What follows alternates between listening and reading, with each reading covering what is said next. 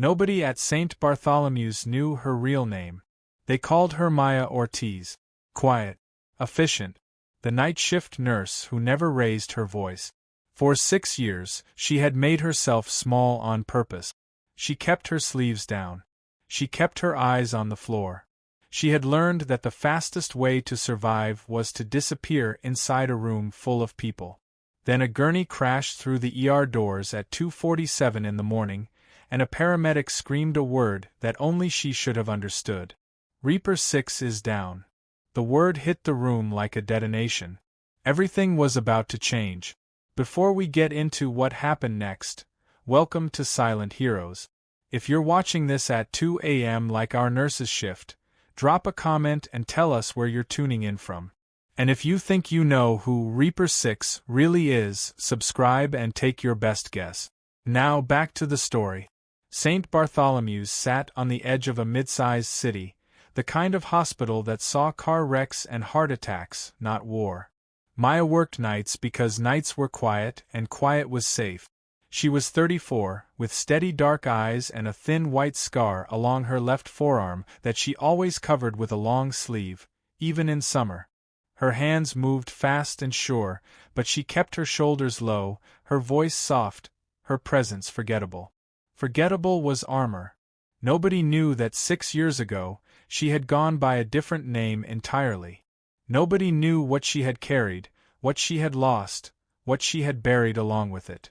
Dr. Aldrich Vance ran the ER like it belonged to him. Tall, silver-templed, a voice built for hospital boardrooms. He liked to remind the staff, loudly, that a nurse's job was to follow, not to think. "You chart. I diagnose," he told Maya once, in front of a full waiting room, after she'd flagged a medication interaction he'd missed. He smiled when he said it. That was the worst part. There was one person who saw past the disguise. Old Mr. Higgins, a diabetic patient who came in every few weeks, would watch her hands wrap a wound and say, "You've done that before. Really done it." She always changed the subject. He always let her, but he never stopped noticing. Then the doors burst open. Sirens outside, one still spinning red against the wet pavement. A paramedic wheeled in, a man in torn tactical gear, blood soaking through a field dressing at his hip. His team scattering orders no one else in the room could translate. GSW, femoral, tourniquet at 0240, BP dropping. Vance stepped in front of the gurney like a man stepping onto a stage. "I've got this," Vance said. "Everyone stand back." He was wrong within 10 seconds. He reached for the wound at the wrong angle, ready to pack it the way you'd pack a routine laceration, not a wound that was actively arterial. Maya saw it before her brain even finished the thought. Bright, pulsing blood, not the slow dark seep of venous bleeding. Femoral artery. If that tourniquet came off wrong, he had minutes, not hours. She didn't say anything yet. Old instinct told her to stay small. New instinct told her that this time, small would kill him. Then the wounded man's eyes opened. Glassy. Searching the ceiling lights.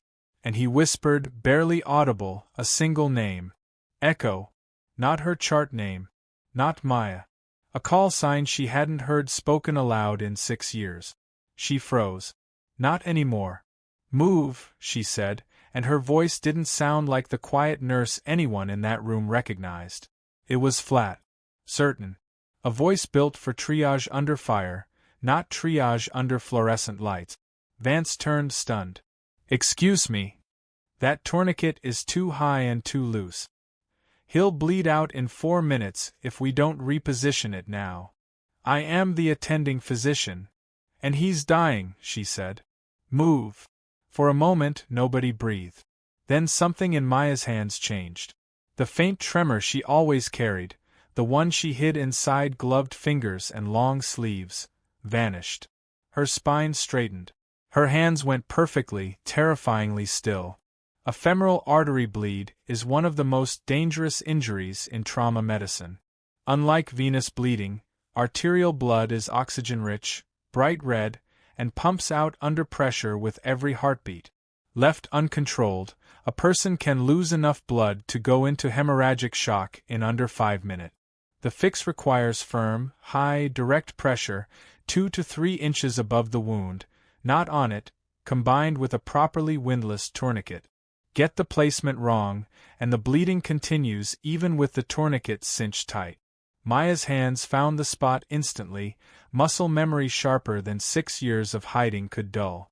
She repositioned the tourniquet higher, cranked the windlass 2 full turns, and watched the arterial spray slow to a trickle, then stop. "Pressure's holding," she said. "Get me 2 large-bore IVs and O-negative now." A nurse beside her scrambled to comply. Another stared at Maya like she was looking at a stranger wearing a familiar face.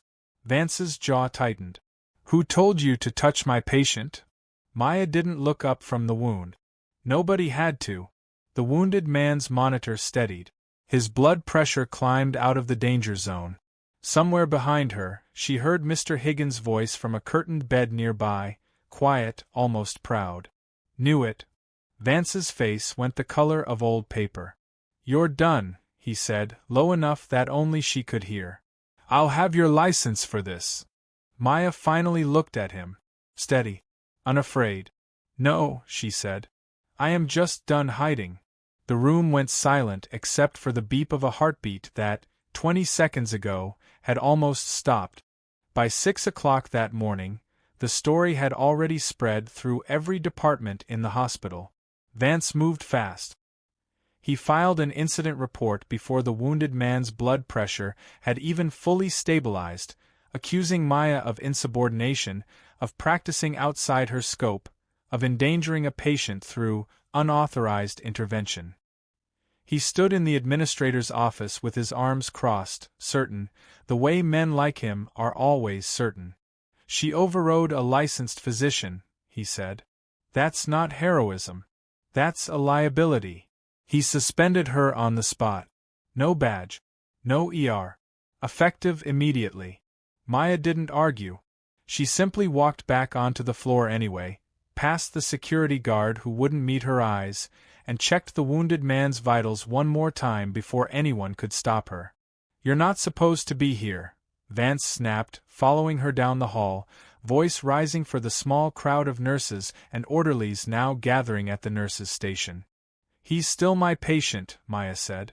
"Until someone better qualified shows up, I'm not leaving him." Word had already reached the wounded man's team. 3 men in plain black jackets walked through the ER doors at 6:40 sharp, moving like men who had never once in their lives had to ask for directions. At the front was a broad-shouldered man in his 50s, silver at the temples, a government liaison badge clipped to his jacket. He stopped in front of Maya and did something nobody expected. He saluted. "Captain Reyes," he said. "Good to see you're still alive, ma'am." Every head in the hallway turned. "It's Maya now," she said quietly. "Not to us," he said. He turned to the small crowd, to Vance standing frozen by the nurse's station, and raised his voice so the whole hallway could hear. "This woman is a former combat medic and field officer with 2 silver stars, a Purple Heart, and a service record that saved 41 lives in a single deployment. Codename Echo. She has spent the last 6 years in hiding after her unit was compromised from the inside, and the man she just saved is one of her own, tracked down the informant responsible, and paid the price for it." Vance's mouth opened. Nothing came out. "You suspended her," the liaison officer said, "for saving a Black Ops soldier's life using techniques she was trained in before most of your staff finished medical school." "I didn't know," Vance stammered. "How was I supposed to know she was?" "You weren't supposed to know," Reyes said. "You were supposed to trust the person doing the job.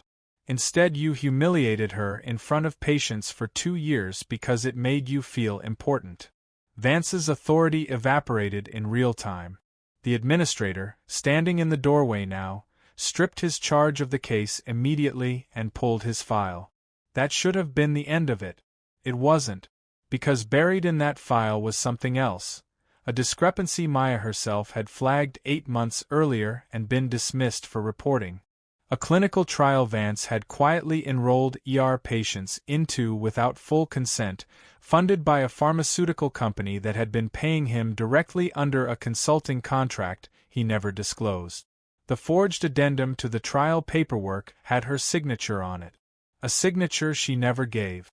"You used my name," Maya said, quiet and cold. "You used my name to hide what you were doing." Vance's calm finally cracked. "You have no idea what you're talking about." "I have exactly the right idea," she said. "You needed a nurse nobody would believe. Someone quiet. Someone small. You picked wrong." That was when Vance grabbed the nearest security radio and lied. Screamed that Maya was assaulting him, that she was a threat, hoping Panic would do what his authority no longer could. 2 hospital security officers rushed the hallway. In the chaos, Vance shoved past a gurney toward the stairwell exit, trial documents clutched in his hand, trying to disappear before anyone could read them. Maya went after him. Not as a nurse. As Echo. She caught him at the stairwell door, twisted the documents from his grip with a controlled, practiced motion, and pinned his arm against the wall without raising her voice once. 92, she said, breathing steady. That was his systolic pressure when he came through those doors. 92, and you almost let a man who spoke a name that saved my whole unit die because you cared more about a bonus check than his blood pressure. Somewhere behind her, a monitor from the trauma bay let out 3 short beeps.